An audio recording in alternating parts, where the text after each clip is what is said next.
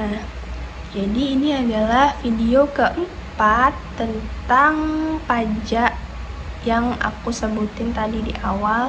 Nah, ini itu video tentang pajak kota yang terakhir. Nah, sebelum itu aku bakal perkenalan lagi karena nggak semua orang nonton video aku yang tiga-tiganya tadi ya. Jadi aku mau perkenalan lagi, aku Evita Desi Agustin dengan NIM B1B1216062. Video ini aku buat untuk memenuhi tugas dari mata kuliah Sistem Perpajakan yang diampu oleh Bapak Alfa Beriansyah, SIP MIP.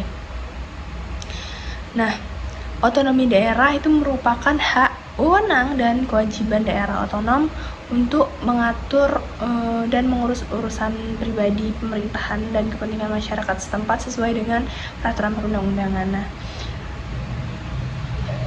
di Indonesia itu pelaksanaan kebijakan otonomi daerah dimulai secara efektif pada tanggal 1 Januari 2001. Nah,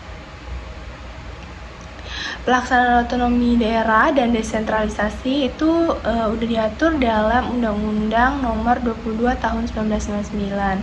Kemudian direvisi lagi di tahun 2014, jadi Undang-Undang Nomor 23 Tahun 2014, nah tentang pemerintahan daerah, dan Undang-Undang Nomor 25 Tahun 1999, kemudian direvisi dengan Undang-Undang Nomor 33 Tahun 2004 tentang perimbangan keuangan pusat dan daerah. Nah, daerah diberikan kewenangan untuk mengatur dirinya sendiri. Sektor pajak itu merupakan sektor pendapatan asli daerah yang diterima secara rutin.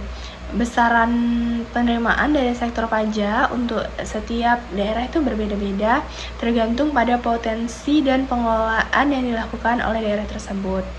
Nah, pajak daerah itu merupakan iuran wajib yang dibayarkan oleh rakyat ke kas negara tanpa mendapat balas jasa secara langsung sehingga dapat dipaksakan. Nah, ini sama dengan yang sebelum-sebelumnya tentang pengertian umum pajak yang merupakan sesuatu yang memaksa, yang harus dibayarkan oleh masyarakat kepada negara. Nah,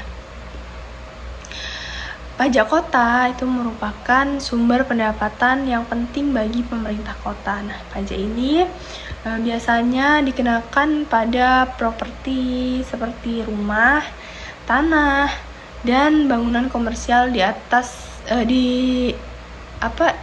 tanah kota, di batas kota gitu. Nah,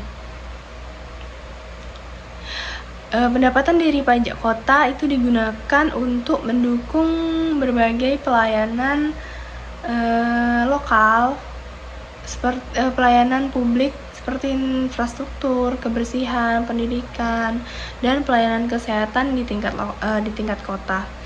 Nah, pajak dari kota ini bervariasi berdasarkan geografis, jenis properti, dan kebijakan pemerintah setempat. Nah, jadi setiap daerah itu pajak kotanya itu bervariasi, tapi jenis-jenis pajaknya itu yang sudah diatur dalam perundang-undangan itu ada hampir sama seperti pajak kabupaten, yaitu ada pajak reklame, terus pajak restoran, pajak hiburan, pajak hotel,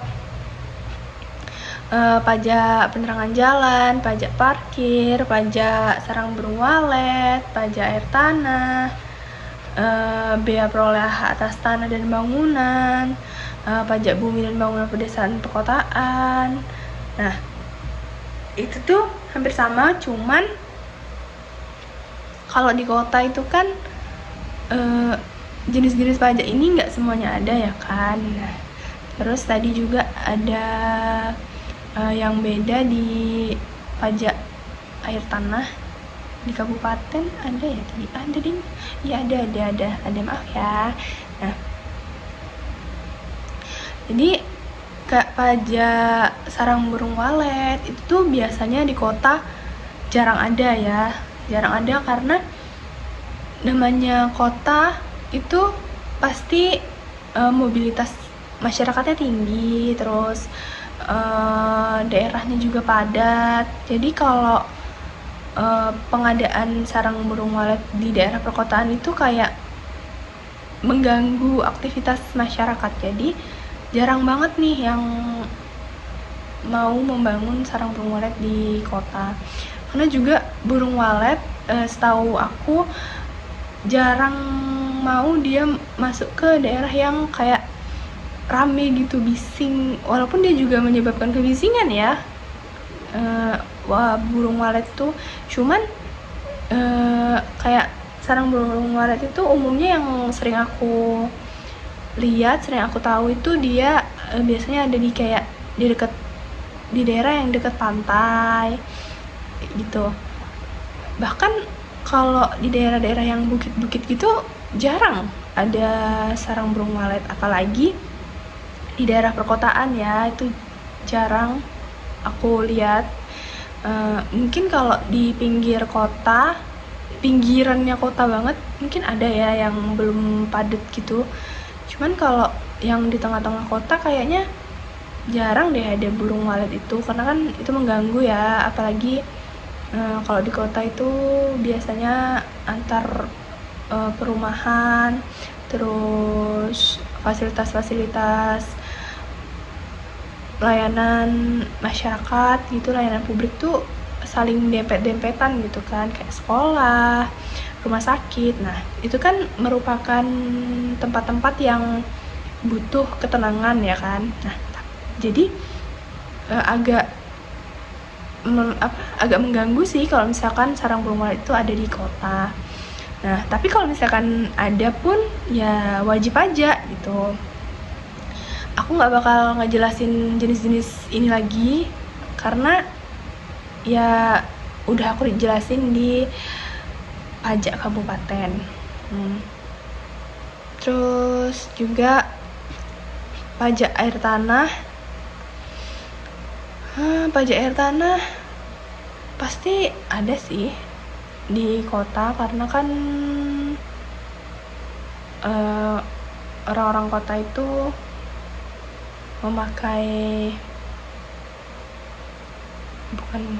bukan dia mengambil, bukan, cuman kan dia menikmati ya kan. Nah, itulah pokoknya.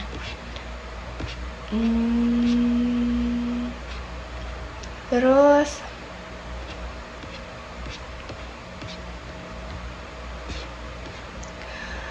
sistem pemungutan pajak kota itu juga hampir sama kayak pajak kabupaten. Ada self assessment system, terus ada official assessment system, terus ada withholding assessment system. Nah, terus ada, nah udah cuma itu aja ternyata teman-teman. Nah, tadi kan kalau di kabupaten itu ada self assessment system. Nah, di sini juga ada di kota. Nah, terus yang kedua tadi ada official assessment system. Nah, sistem pemungutan pajak ini itu memungkinkan pihak berwenang untuk dengan bebas menentukan besaran jumlah pajak yang harus dibayarkan kepada otoritas pajak atau pemungut pajak.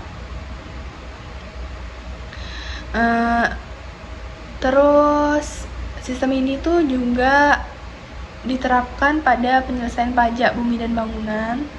Jadi pajak bumi dan bangunan itu pakai sistem ini, sistem official assessment system.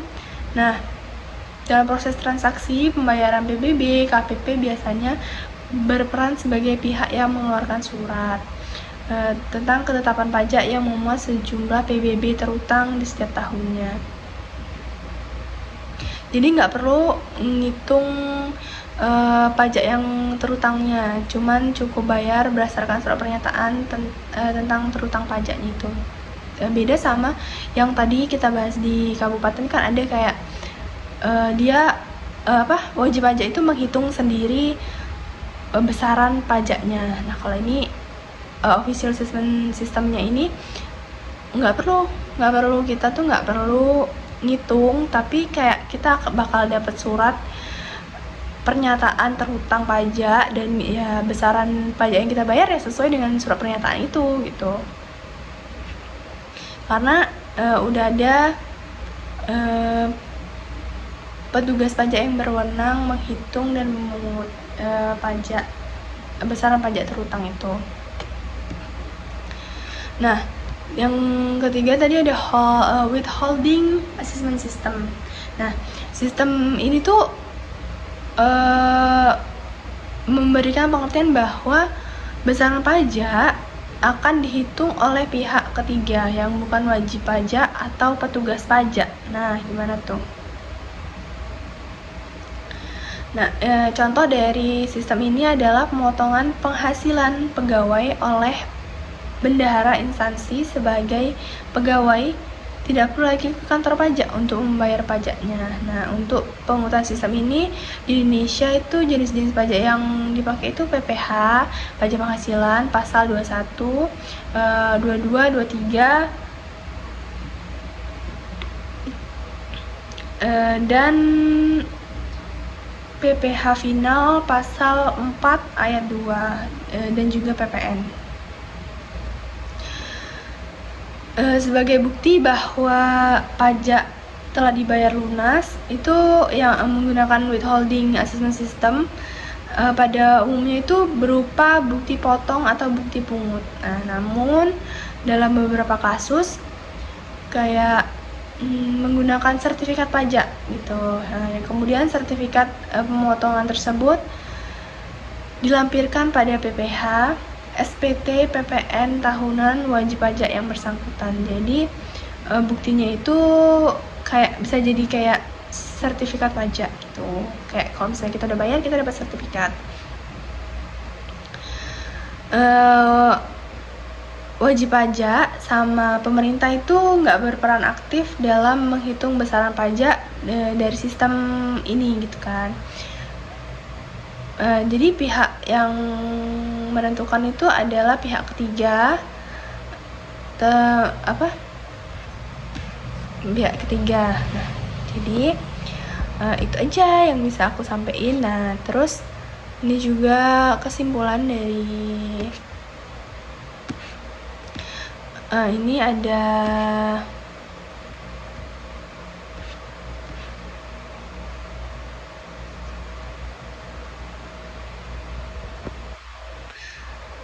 Oke, jadi itu aja yang bisa aku sampaikan tentang pajak kota yang nggak jauh beda sama pajak kabupaten. Nah, semoga dari video-video yang aku buat ini bisa bermanfaat dan bisa diterima sama Bapak pengampu mata kuliah ini, dan semoga apa yang aku sampaikan ini nanti mungkin bisa menjadi kayak bisa didengarkan dengan baik lah. Terus kalau misalkan ada yang kurang atau ada yang salah dalam penyampaian saya tadi, mohon dikoreksi. Terima kasih. Wassalamualaikum warahmatullahi wabarakatuh. Bye bye.